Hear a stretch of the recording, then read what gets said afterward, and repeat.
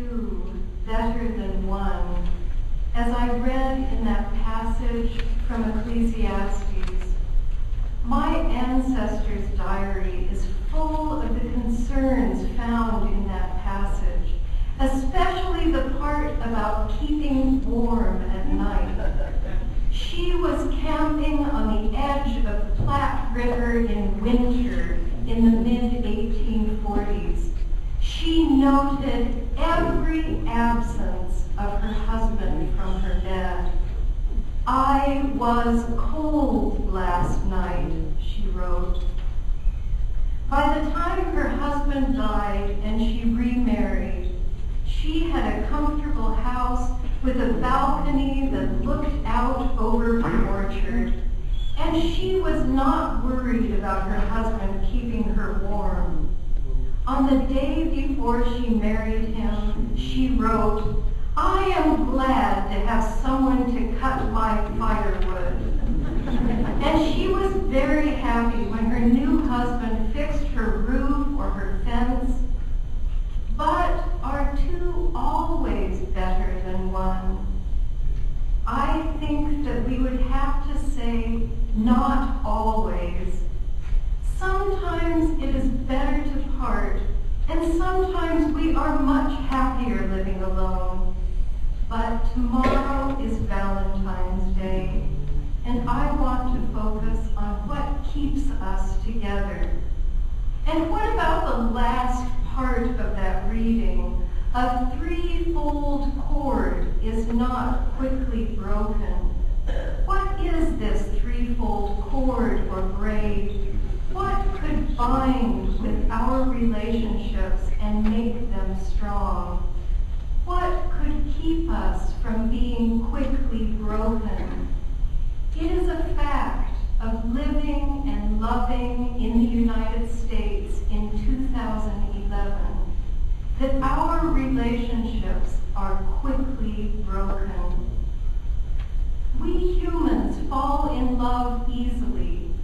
At least I did when I was in high school, and I have evidence in this pink leather journal that used to have a key.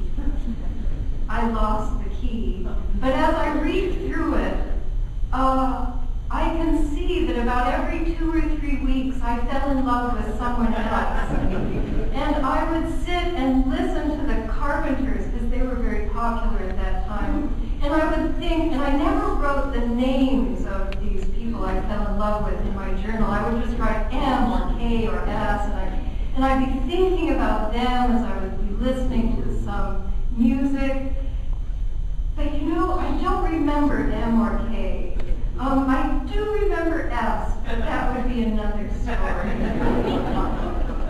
Someone in one of my classes would make an impression on me. Someone I passed in the corridor, and I was certain I was in love. And then I wasn't. When I fell deeply in love for the first time, my experience was very different.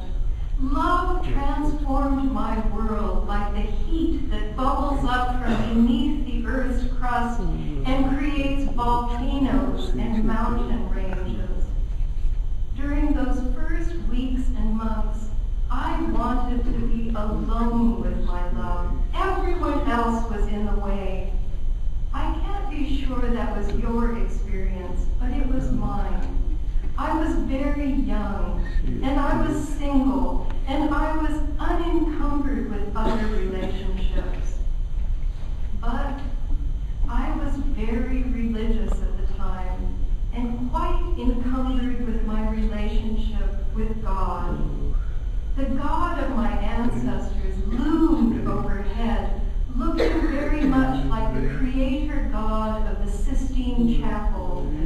And the deeper I fell in love, the angrier that face became, until he demanded that I separate from my beloved, and I obeyed.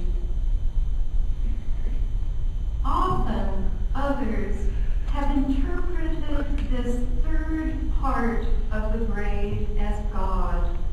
And this passage in Ecclesiastes is used at Christian weddings to express that keeping faith in God will be a way to stay together. For us, however, the God of my ancestors did not make a good third part of the braid. Instead of holding us together, he pulled us apart for 5 whole years until the momentous day we came together again. We met when I was 21 years old and a student. My heart still pounds as I drive up our country road and see our house in the distance. We have been greatly blessed with a love that continues. Looking back on our long relationship, I have tried to see if there was something about this third part that sustained us for 3 decades. What was it that kept our love strong?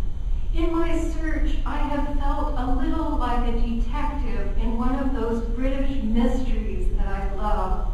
I look at photographs and memories of those times, and I try to see what I couldn't see at the time. The first years after we reunited were difficult for many, many reasons. Our reunion meant leaving the religion of our ancestors and experiencing the disapproval of essentially everyone in our lives. We were happy to be together, but we were very, very isolated. Partly this was due to moving our lives across the Pacific to the western coast of Japan. The winters were harsh, and we were some of the only foreigners. We were strangers on many levels, estranged from our ancestors and literally strangers or foreigners to everyone we met.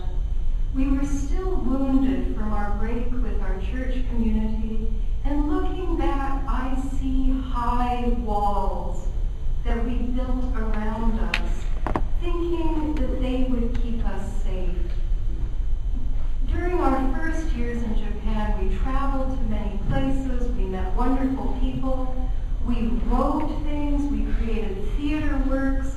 My partner and I shared common interests in music, art, food, but none of these added up to a third part of the braid. We were still very much on our own. But after 10 years living in a Japanese city, we took a leap that changed our lives forever. We bought an old farmhouse near the Sea of Japan and became part of a small farming village. From our first day in that village, our isolated experience slowly transformed into a new way of life. From that time, I begin to see something else in my memories, something beyond the two of us. In one memory, we are sitting on the warm concrete of our front porch. It is dusk in early summer. Colors are gently filling the sky. Below us, terraced rice fields are like stepping stones down into a deep, misty valley. Later, darkness gathers and a cooling wind flows up from the valley. The plants that had wilted from the heat are reviving.